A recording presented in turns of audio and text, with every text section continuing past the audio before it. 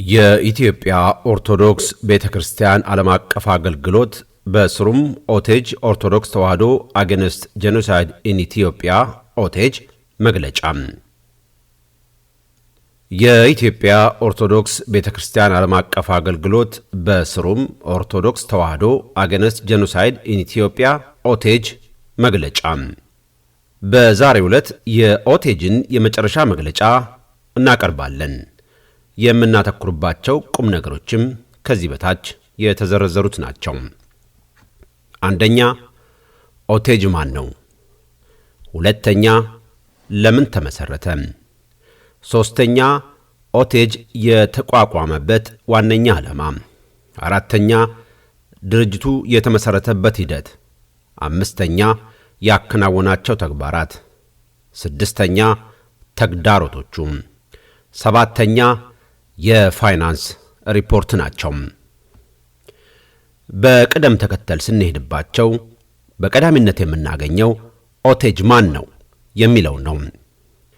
የኢትዮጵያ ኦርቶዶክስ ተዋሕዶ ዓለም አቀፍ አገልግሎት ኢትዮጵያን ኦርቶዶክስ ተዋሕዶ ቸርች ግሎባል አውትሪች በሚል መጠሪያ የሚታወቀውና በስሩም በኢትዮጵያ እየተካሄደ ያለውን የዘር ማጥፋት እንዲከላከል ልዩ ተልዕኮ የተሰጠው ኦቴጅ ኦርቶዶክስ ተዋሕዶ አጌንስት ጄኖሳይድ ኢን ኢትዮጵያ የተባለው ድርጅት እንደ አውሮፓውያኑ አቆጣጠር በማርች 4 2021 ዓ.ም በኦፊሴል ፔንሲልቬኒያ የተመሰረተ ለትርፍ ያልተቋቋመ ድርጅት ነው። ሁለተኛ፣ ለምን ተመሰረተ? የመጀመሪያው የኢትዮጵያ ኦርቶዶክስ ቤተክርስቲያን ዓለም አቀፍ አገልግሎት በኦርቶዶክስ ተዋሕዶ ቤተክርስቲያን ክርስቲያኖች መካከል አንድነትን ማጠናከር፣ በአደጋ ጊዜ አብሮ መስራት፣ የኦርቶዶክሳውያን አብሮነት ይጠናከር ዘንድ ተቋቋመ። ይህም በታሪኩ ለመጀመሪያ ጊዜ በነገሮች አስገዳጅነት የተሰደደው ኦርቶዶክሳዊ ምዕመን በተለያዩ መስኮች እንዲተባበር ለማድረግ የብዙ የማህበር አገልግሎቶችን ምሳሌ በመውሰድ ጠንካራ ግንኙነት ለማደራጀት ነበር። ከዚህ ጋር በተያያዘ በሀገራችን ያለችው ቤተክርስቲያንና ምዕመናን በተቻለ መጠን ለመርዳትም የሚንቀሳቀስ ድርጅት ሆኖ ተደራጅቶ ነበር። ሆኖም ህዝባችን በልማት በትምህርትና በሌሎች ዘርፎች ለመርዳት በተነሳንበት ወቅት በሀገራችን ቅድስት ቤተክርስቲያን ላይ የተቀነባበረ ጥቃት በተለይም በቤኒሻንጉል፣ በአጣዬ፣ በወለጋና በሌሎችም አካባቢዎች ክርስቲያኖች የሚጨፈጨፍ ክፉ ስርዓት እየተንሰራፋ በመምጣቱ ከዚህ የበለጠ አንገብጋቢ ብሔራዊ አጀንዳ የለም ብለን ሃይማኖትና ዘር ለይቶ የሚፈጸመውን የዘር ማጥፋት ለመከላከል ተገደድን። በዚሁ መሰረት በኢትዮጵያ እየተፈጸመ ያለው ክርስቲያኖችን በአሰቃቂ ሁኔታ መግደል፣ ማፈናቀል፣ ሀብት መዝረፍ የድርጅቱን ዋነኛ መርህ የሚመለከት በመሆኑ ለመጀመሪያ ጊዜ ችግሩን ለመፍታት ተንቀሳቀሰም። ሶስተኛ፣ ኦቴጅ የተቋቋመበት ዋነኛ ዓላማ። ስለዚህም ኦቴጅ በኢትዮጵያን ኦርቶዶክስ ተዋሕዶ ቸርች ግሎባል አውትሪች ስር እንዲቋቋም ምክንያት ሆነ። ይህም በወቅቱ ሴጅ ተብሎ የሚጠራ በኢትዮጵያ ውስጥ የሚደረገውን ኢሰብአዊ ወንጀልን ለመከላከል ለትርፍ ያልተቋቋመ ድርጅት ጋር በመጣመር በምዕራቡ ዓለም በጥልቀትና በቅንጅት የሠራ ድርጅት ያደርገዋል። የኦቴጅ ዓላማ ግር ለሚላቸው ወገኖች ከዚህ የሚከተለውን ማለት እንፈልጋለን። ኦቴጅ የተነሳበት ዓላማ በቅዱስ መጽሐፍ የተጻፈ ለተጠቂዎች ጥብቅና መቆም፣ አጥቂዎችንም ወደ ሕሊናቸው ተመልሰው በሀገራችን ሰላማዊ ሕይወት መፍጠር፣ በዓለም አቀፍ ሕግም ሆነ በሀገራዊ ሕግ ፍትህን መጠየቅ ነበር። እንደ እውነቱ ከሆነ የዚህ ሰብአዊ ድርጅት ዓላማ በቀል አይደለም። በተለይ በኢትዮጵያ ኦርቶዶክሳዊ ተዋሕዶ አማኞች ላይ ሳያቋረጥ የተፈጸመውና እያደገ የመጣውን የጅምላ ጭፍጨፋ ለማስቆም ምክንያቱም በማጥናት ዓለም አቀፍ እንቅስቃሴ በማካሄድ በዲያስፖራው ደረጃ የመጀመሪያ ፋና ወጊ ሆኖ የጄኖሳይድ ድንጋጌዎችን ማስታወስና ፍትህ እንዲሰፈን መወትወት ላይ አተኩሮ ሰርቷል።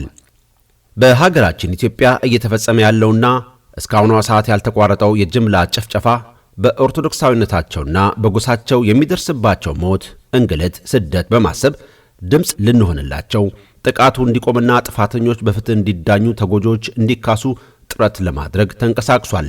በናዚ ጀርመን እስር በሮች ላይ እንደተጻፈ የሰቆቃ አይደገምም የሚል የቃል ኪዳን የሰብአዊነት ማህተም ለማተም ነበር። የሰው ልጅ በዚህች ዓለም የመኖር መብት ማገድ የተባበሩት መንግስታት ድንጋጌ እንዳለውና በሕግ ከግለሰብ እስከ መንግስት ባለስልጣናት እንደሚያስጠይቅ የመንግስት ባለስልጣናትን ጨምሮ ግድያን ማቀናጀት፣ የዘር ማጥፋትን መካድ፣ ለተጎጆች ቅድመ ጥበቃን አለማድረግ፣ በባለስልጣናት ህዝብን ማፍለስ፣ በሃይማኖት ወይንም በጎሳ ልዩነት ማድረግ፣ ህዝብን ሰይጣናዊ አድርጎ ጠላት አድርጎ መሳል በሕግ እንደሚያስጠይቅ ከማሳወቅ ጀምሮ በሚዲያ ሞትን የሚያውጁና የጅምላ ጭፍጨፋን የሚያበረታቱ ሁሉ ጊዜው ቢረዝምም እንኳ በሕግ መጠየቃቸው እንደማይቀር ኦቴጅ ሲወተውት ከርሟል። በቀውስ ወቅት የሚከሰቱ ወንጀሎችን ለመቀነስ ኦቴጅ ታላቅ የሚዲያ ዘመቻ አድርጓል። ሕዝባችን ስለ ተጠያቂነትና አደጋን ስለመከላከል በንቃት እንዲወያይ ኦቴጅ በተለያዩ ሚዲያዎች ወጥቷል። የዘር ማጥፋት ወንጀልና በሰብአዊነት ላይ የሚፈጸሙ ወንጀሎች በባህሪያቸው ዘግናኝና መላውን የሰው ዘር ህሊና የሚያውኩ በመሆናቸው እጅግ ከባድ ወንጀሎች ናቸው የሚለውን ድንጋጌ በሰፊው በመተንተን ወንጀሉን ሊፈጽሙ የሚገፋፉ ሳይቀር እጃቸውን እንዲሰበስቡ ከፍተኛ የሚዲያ ዘመቻ አድርገናል። ምንም እንኳ የኢትዮጵያ ሰብአዊ መብት ድርጅት እልቂቱን ጄኖሳይድ ብሎ ለመሰየም ድፍረት ቢያጣም ኦቴጅን የመሰሉ ድርጅቶች ከፈጠሩት ጫና የተነሳ መግለጫዎችን አውጥቷል፣ ጥናቶችን አድርጓል። በዚህ አጋጣሚ አቶ ያሬድ ኃይለማርያምና አቶ ዳንኤል በቀለን የመሳሰሉ የሰብአዊ መብት ጠበቆች ስላደረጉት ከፍተኛ ጥረት ኦቴጅ ከበሬታውን ይገልጻል። አራተኛ፣ ድርጅቱ የተመሰረተበት ሁኔታ። ከላይ እንደጠቀስነው ድርጅቱ ለሰብአዊ መብት መጠበቅ እንዲመሰረት ታሰበ። በሀገራችን በየዕለቱ የሚፈሰው ደም ለማስቆም በትምህርትና ልምድ፣ በሕግ፣ በዳታ፣ በሂሳብ፣ የህዝብ ግንኙነት፣ በፖለቲካ፣ በዲፕሎማሲ በተለይም በዓለም አቀፍ መሰል ድርጅቶች የሰሩ ግለሰቦችን፣ ምሁራንን፣ አንቱ የተባሉ ግለሰቦችን ለማሰባሰብ ጥረት ተደርጓል። በዚህ አጋጣሚ ሲጌት የተባለ በጄኖሳይድ ላይ የሚሰራ ህብረት መኖሩ ስለተነገርን በዚህ ህብረት ውስጥ ያሉ ምሁራንን እና ልምድ ያላቸውን ግለሰቦች ይቀላቀሉ ዘንድ ጥሪ ተደረገላቸው። በሰው ኃይል የተጠናከረ ከጅምሩ ብዙ ሰዎች የሚሳተፉበት አንድነት ተፈጠረ። አምስተኛ፣ ያከናወናቸው ተግባራት። ኦቴጅ ህዝቡ እየተደረገ ያለውን በንቃት እንዲከታተል ከፍተኛ ቅስቀሳ በማድረግ ነበር ስራውን የጀመረው። በሀገራችን ሃይማኖትንና ጎሳን መሰረት ያደረገ ጄኖሳይድ እየተካሄደ መሆኑን በየሚዲያው ቃለ መጠይቅ በማድረግ መግለጫ በመስጠት ከፍተኛ እንቅስቃሴ ተደረገ። መረጃዎችን ማሰባሰብ ሌላኛው ተግባር ሆነ። በርካታ ሀገር ወዳድ ወገኖችን ነፍሳቸውን አወራርደው መረጃዎችን አደረሱን። በዚህም በርካታ የሚያስደነግጡ መረጃዎችን ከሀገር ቤት አሰባስበናል። ከዚህ በኋላ ህጋዊ አካሄዳችን ለማጠናከር ዳታዎችን ወደ ማደራጀትና ወደ መተንተን ሄድን። የሚያስገርመው እነዚህን ዳታዎች በአንድ ሲስተም ውስጥ አካቶ በዝርዝር ለመስራት ፈቃደኞችን አሰባስበን ነበር። የተጠሩ አባላት በተቀላጠፈ ሁኔታ ለማከናወን ነገር ግን የሰቆቃውን ዘግናኝነት በቪዲዮ በፎቶ ለደቂቃ አይተው መቋቋም አቅቷቸው ብዙዎች ስራውን ለማቋረጥ ተገደዋል። ይሁንና ይህንን ኃላፊነት ወስደው ያከናወኑት እጅግ በጣም ጥቂት ባለሙያዎች ነበሩ። ለነሱ እጅግ ታላቅ ምስጋና ይገባቸዋል። ከዚህ በኋላ ከተሰበሰቡት መረጃዎች መካከል ሐሰቱን ከእውነተኛው ለይቶ በሐቅ ላይ የተመሰረተ መረጃ በዳታ ሙያተኞች ይቀነባበር ጀመር። ይህ ዳታ ወደ ህግ ባለሙያዎች ሄዶ ተተንትኖ የተጣራው መረጃ ለጠበቆች ተሰጠም። ነገር ግን ጄኔቫ ለዓለም አቀፍ ፍርድ ቤት ከመቅረቡ በፊት ገምግመው እንዲያስገቡ የቀጠርናቸው ጠበቆች ያንን የሚያክል መረጃ አይተው የማይሆን አቅጣጫ ስላመላከቱን በጠበቃ ምንም አይነት ጉዳይ ሊፈጸም አይችልም የሚል መደምደሚያ ላይ በመድረሳችን ገንዘቡ እንዳይባክን ከጠበቆች ጋር የነበረው ውል ተቋርጦ በየዓለም አቀፍ ቢሮዎች እና ሀገራት የጀመርነውን ዶክመንት በመስጠት ማነጋገር ላይ አተኮርን። በነገራችን ላይ ምንም አይነት እልቂት ቢፈጠር ዓለም አቀፍ ተቋማት ምንም አይነት እርምጃ እንደማይወስዱ በመረዳታችን ነው ይህንን እርምጃ የወሰድነው።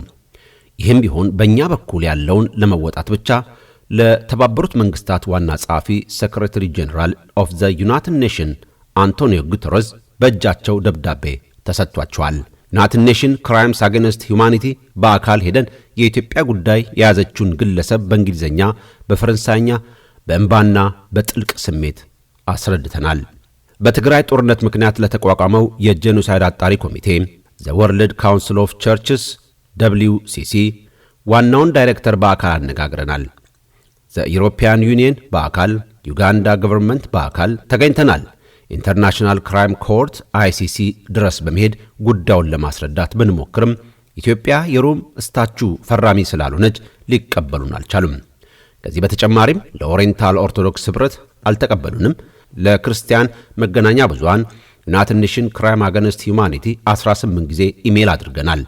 ለተለያዩ ዓለም አቀፍ ሚዲያዎች ለሩዋንዳ መንግስት ወደ 600 ገጽ ሪፖርት በእንግሊዝኛ ሰብስክራይብ ከተደረገ ዶክመንተሪ ቪዲዮ ጋር አደርሰናል። ስድስተኛ የኦቴጅ ተግዳሮቶች። ምንም እንኳ በዚህ እንቅስቃሴ ውስጥ ለመሳተፍ ብዙ ፈቃደኞች ቢመጡም ብዙዎቹ በከፍተኛ የሥራ ጫና እኛ በምናውቀውም በማናውቀውም ሁኔታ ድርጅቱ በጀመረ 6 ወር ባልሞላ ጊዜ ውስጥ ቀርተዋል። ስለዚህም በሞቅታ የተጀመረው ሂደት እንደ ጅምሩ መሆን ተሳነው። ይህም ቢሆን በተወሰነ አቅም ለመንቀሳቀስ ከላይ የተጠቀሰው ተከናውኗል። በመጨረሻ ግን ብዙዎች በኦፊሴል በመልቀቃቸው ድርጅቱን ለመዝጋት ተገደናል። ስለዚህም ይህ ጉዳይ ፍጻሜ ማግኘት እንዳለበት በማመናችንና ለመቋጨት ሕጋዊ አካሄድን መከተል ወሳኝ በመሆኑ የአሜሪካ ሕግ በሚሰጠን አቅጣጫ በመመራት ድርጅቱን በጥንቃቄ ወደ መዝጋት ደረጃ ደረስን። ይህ ሕጋዊ ሂደት ጊዜ መፍጀቱ አልቀረም። በየሚዲያው ለሚሰነዘሩ አስተያየቶች መልስ ለመስጠትም ሕግ ስለሚከለክለን ሁሉ ፍጻሜ እስኪያገኝ ዝምታ መርጠናል። ድምዳሜ አሁን ሁላችንም የሚያሳስበን የዘር ማጥፋትና ጦርነቱን ተከትሎ የሚመጣው ረሃብ፣ ስደትና የሀገር መፈታት ነው። ጄኖሳይድ ሊመጣ ነው። ሁሉም ኢትዮጵያዊ ተባብሮ እርምጃ ይውሰድ በተባለበት የዛሬ 5 ዓመት ብዙዎች ቸል ያሉትና በቅጠል ሊጠፋ የሚችል እሳት አሁን በእሳት አደጋ ብርጌድም ሊጠፋ አልቻለም። በሶት ጠመንጃ ያሳዘውን ወደ ሰላም ለመመለስ ደግሞ ፍትህ መፈጸም ግድ ይላል። በዚህ መካከል የሀገር ውስጥ ስደቱ አደጋው አፍጥጦ መጥቷል። በዚህ ጊዜ ልባም ሕዝብ እያንዳንዷን ሳንቲም በጥንቃቄ ይዞ ተጎጆችን ይረዳል። ኦቴጅ ከወጪ ቀሪ በባንክ ያስቀመጠውን ገንዘብ በዚህ ጊዜ ለወገን ይደርስ ዘንድ ጥሪ ያደርጋል። ሰባተኛ የፋይናንስ ሪፖርት። ባደረግነው የሚዲያ እንቅስቃሴ $412,000 ተሰብስቦ ለዚሁ ተብሎ በተከፈተ የባንክ አካውንት ተገብቷል። ገንዘቡ ከገባ ጀምሮ አካውንትም ሆነ የባንክ ለውጥ አልተደረገም። በወቅቱም አስፈላጊ ለሆኑ ወጪዎች የሂሳብ ሕግ በሚፈቅደው መሰረት ወጪ ያደረግን ሲሆን አሁን ድርጅቱ የማብቂያ ደረጃ ላይ ሲደርስ በኤክስተርናል ኦዲተሮች የተመረመረውን አጠቃላይ የሂሳብ ኦዲት የኦዲት መስሪያ ቤቱ ዌብሳይት ላይ ስለሚገኝ ሁሉም መመልከት ይቻላል። በባንክ በኩል ምን ያህል እንደገባና እንደወጣ ብሎም በኦዲተር አስመርምረን ምን ያህል እንደቀረ በይፋ ተቀምጧል። በአካውንታችን ከወጪ ቀሪ ከ80 በመቶ በላይ መኖሩን ይህም ለተጎጂ ወገኖች ይደርስ ዘንድ ሕጋዊ አሰራርን ተከትለን አስቻይ ደረጃ ስላደረስነው ከፍተኛ ደስታ ይሰማናል። ለድርጅቱ ፍጻሜ የተደረገ ሂደት። እንደሚታወቀው ይህ ገንዘብ የተሰበሰበው በቤኒሻንጉል በአጣዬና በወለጋ ለተጎዱ ወገኖች ነበር። ስለዚህ አሁንም በእነዚህ ወገኖች ላይ ትኩረት በማድረግ የገንዘቡን መዳረሻ ማረጋገጥ ነበረብን። በከፍተኛ ጥንቃቄ ያስቀመጥነውን ገንዘብ ካለ ብክነት ለተሰበሰበለት ዓላማ ብቻ ለማዋል ተገቢ ሥራ ሰርተናል። ቀጣይን ሂደት ለማስከተልም የአሜሪካ ፍርድ ቤት እንዲወስን በማድረግ ገንዘቡን በኃላፊነት ተረክበው ለተጎጂዎች ጥቅም ሊያውሉ ለሚፈልጉ አካላት ገንዘቡ በየደረጃው ሲለቀቅ እውነተኛ መረጃ ለጠበቃ መስሪያ ቤት ማቅረብ እንደሚገባቸውና በጥንቃቄ ካለምንም ምዝበራ ሥራ ላይ መዋላቸውን ለማረጋገጥ እንዲረዳ ተደርጎ የተነደፈ ሕጋዊ አካሄድ ነው። ኦቴጅ የያዘውን ገንዘብ ከአጣዬ፣ ከቤኒሻንጉል፣ ከወለጋ ለተሰደዱ ወገኖች ሊያውል የሚችል ድርጅት ተወዳድሮ ይረከበን ዘንድ ለ1 ወር የሚሆን የማመልከቻ ጊዜ ፍርድ ቤቱ ፈቅዷል። ስለዚህም ይህ መግለጫ ከወጣበት ቀን ጀምሮ ፎርም መሙላት እንደሚቻል ማስገንዘብ እንወዳለን።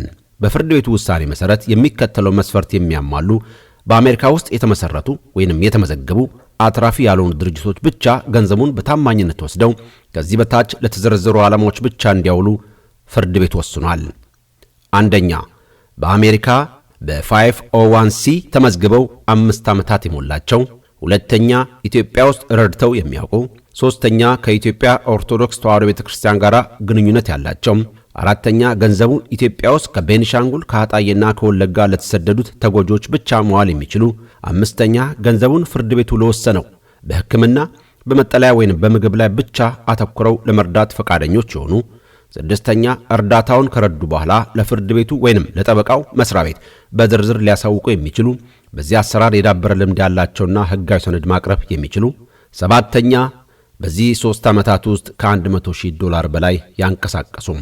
ኦቴጅ ያዘጋጀውን ፎርም በመሙላት ፍርድ ቤቱ በሚያደርገው ምርጫ ኦቴጅ ከሕዝብ የወሰደውን ገንዘብ በሕዝብ ችግር ላይ ያውሉ ዘንድ የሚችሉ መሆናቸውን እናሳውቃለን።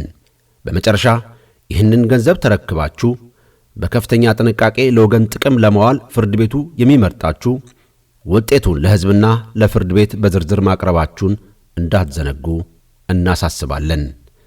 እግዚአብሔር ኢትዮጵያን ይባርክ። ሀገራችንና ሕዝባችንን ከጦርነት፣ ከርዛት፣ ከጅምላ ጭፍጨፋ ይጠብቅልን። በቃ ይበለን።